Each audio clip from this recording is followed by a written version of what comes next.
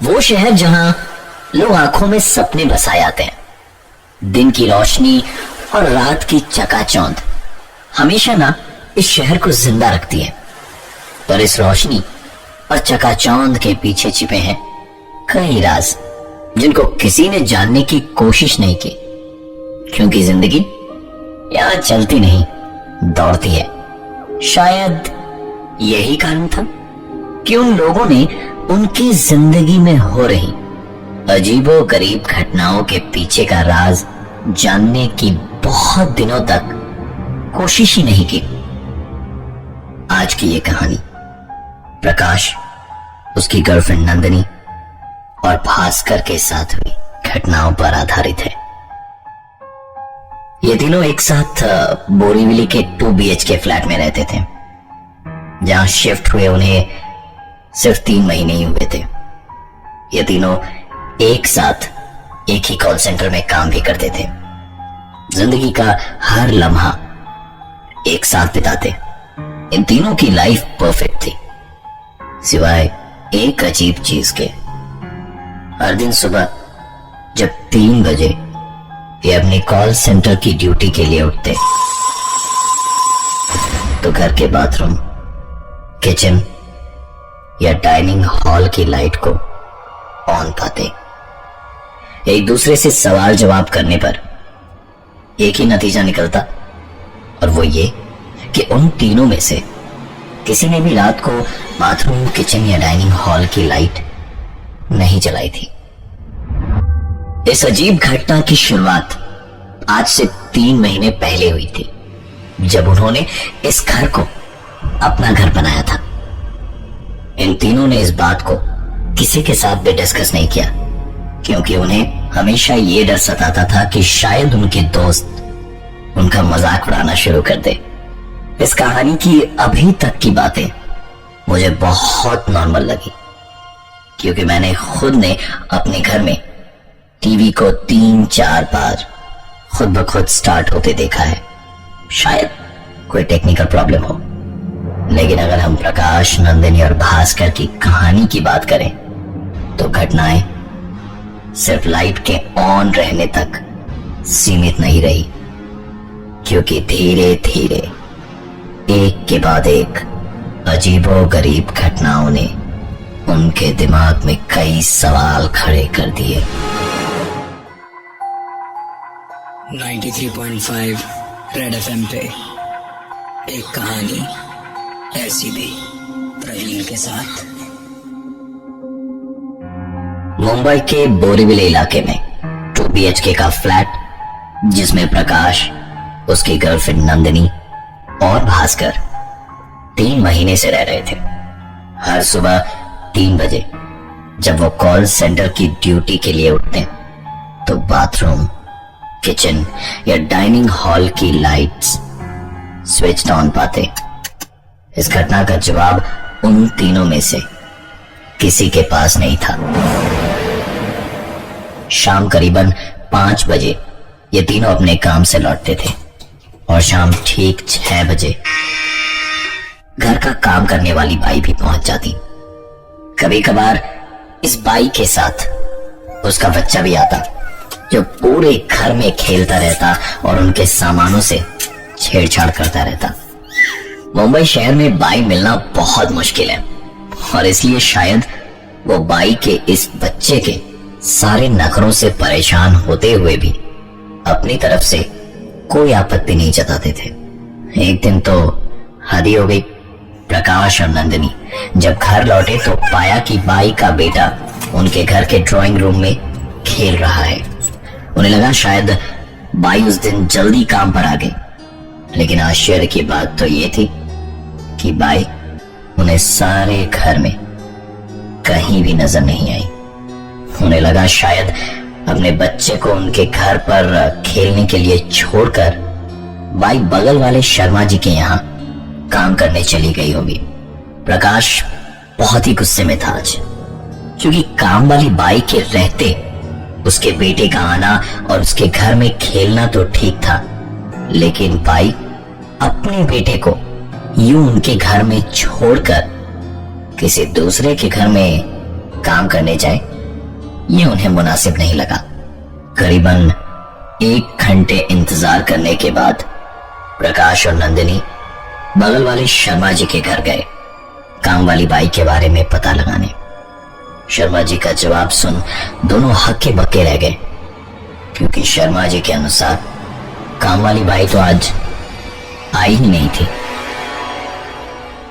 एक अजीब सी कश्मकश में दोनों अपने दिमाग में सवालों की लड़ी लिए वापस अपने घर की ओर लौटे, लेकिन इस बार आश्चर्यजनक रूप से पूरे घर में वो बच्चा उन्हें कहीं भी नजर नहीं आया। दोनों के मन में कई सवाल उठ रहे थे और उन्हें पार्टी के लिए देर हो रही थी, इसलिए ज्यादा सोचे बिना तैयार होकर पार्टी के लिए निकल पड़े। रात करीबन 8 बजे ओवरटाइम करने के बाद भास्कर घर लौटा और उसे इस पूरे इंसिडेंट के बारे में कुछ भी पता नहीं था। आपको क्या लगता है, घर लौटने के बाद भास्कर ने क्या देखा होगा?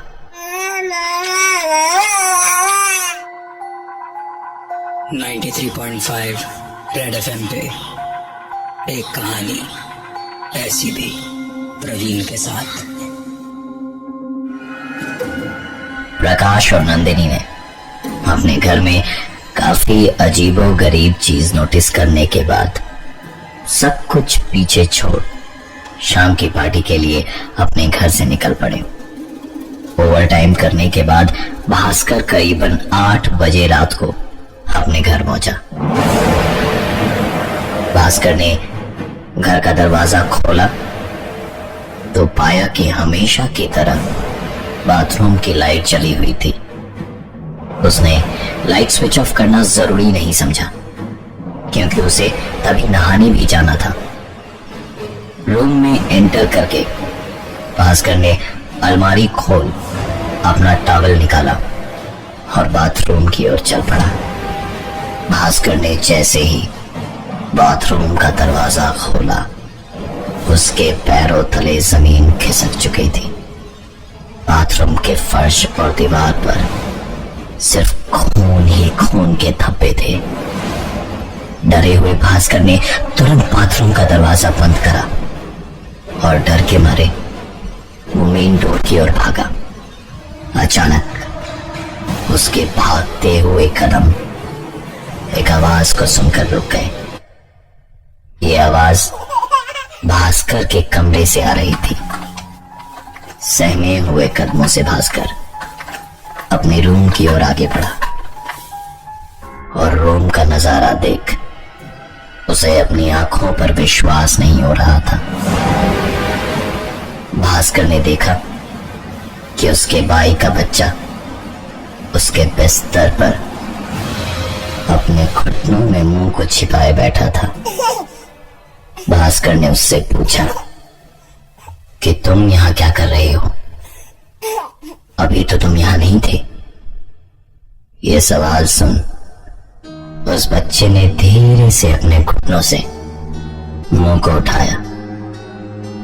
उस बच्चे के चेहरे पर एक अजीब सी तेज और होठों पर एक अजीब सी मुस्कान थी, मानो जिनमें कई राज समाये हों। बाथरूम में खून और बिस्तर पर काम वाली बाई के बच्चे का होना, जिसके अजीब हाव भाव को देख भास्कर अंदर तक डर चुका था। वो तुरंत दौड़ता हुआ उस घर से बाहर की ओर निकल गया। डरे हुए भास्कर के फोन कॉल के तुरंत बाद ही नंदिनी और प्रकाश पार्टी को छोड़कर घर चले आए और तीनों ने बहुत साहस करके उस घर के अंदर जाने की हिम्मत करी। भास्कर, प्रकाश और नंदिनी ने जैसे ही घर का दरवाजा खोला तो हमेशा की तरह 93.5 रेड एफएम पे एक कहानी ऐसी भी प्रवीण के साथ। किसी घर में लाइट का अपने आप ऑन होना शायद इलेक्ट्रिकल फॉल्ट के कारण हो, लेकिन बाथरूम में चारों तरफ खून के छींटे और बहुत ही अजीब सी परिस्थिति में काम वाली बाई के बच्चे का उनके घर में मौजूद होना और दूसरे ही पल उसका गायब हो जाना प्रकाश, नंदिनी और भास्कर के दिमाग में सवालों का तूफान खड़ा कर रहा था। भास्कर प्रकाश और नंदिनी को साथ लेकर जब उन्हें बाथरूम में खून के छींटे दिखाने ले गया तो आश्चर्यजनक रूप से वहां पर कुछ भी नहीं था। रात करीबन 10:30 बजे थे। तीनों ऐसी सोच में डूबे थे कि क्या आज की रात इस घर में रहना उनके लिए ठीक होगा। इस बीच प्रकाश ने मकान मालिक को फोन लगाया और उसके दोस्त भास्कर के साथ भी थी सारी घटनाएं बताई। मकान के मालिक ने सारी बात सुनने के बाद उन्हें बताया कि आज से 10 साल पहले इस मकान में एक परिवार रहता था। कर्ज के बोझ में दबे होने के कारण इस परिवार के कर्ता ने पहले अपनी बीवी और अपने बेटे की बेदर्दी से हत्या करी और फिर खुद फांसी लगाकर आत्महत्या कर ली। ये सब जानने के बाद वहां रहना तो दूर, उस घर में एक एक पल गुजारना भी प्रकाश, नंदिनी और भास्कर के लिए बहुत भारी पड़ रहा था। बाथरूम में खून देखने की घटना को शायद मन घड़त मानने के बावजूद भी हम उसे आज से 10 साल पहले घटी घटना से जोड़ सकते हैं, लेकिन काम वाली बाई के बेटे का विवादास्पद रूप से उनके घर में मौजूद होना और अचानक से गायब हो जाना, इसका कारण किसी को भी मालूम नहीं था। जैसे तैसे आज की रात प्रकाश, नंदिनी और भास्कर ने उस घर में गुजारी और सुबह होने का इंतजार करने लगे, क्योंकि उन्होंने फैसला ले लिया था कि सुबह होते के साथ ही वो इस घर को छोड़ कहीं और शिफ्ट हो जाएंगे। अगले दिन जब काम वाली बाई उनके घर आई तो प्रकाश, नंदिनी और भास्कर तीनों उस पर टूट पड़े। एक के बाद एक सवालों की बौछार करने लगे उसके बेटे की अजीबोगरीब हरकतों पर और विवादास्पद स्थिति में उसके बेटे की मौजूदगी पर। 5 मिनटों तक स्तब्ध रहने के बाद कामवाली ने अपनी चुप्पी तोड़ी और बस एक ही चीज कही कि उसके पास उनके सवालों का कोई जवाब नहीं है, क्योंकि उसका तो कोई बेटा ही नहीं है। मैं हूं प्रवीण और ये थी आज की एक कहानी ऐसी भी।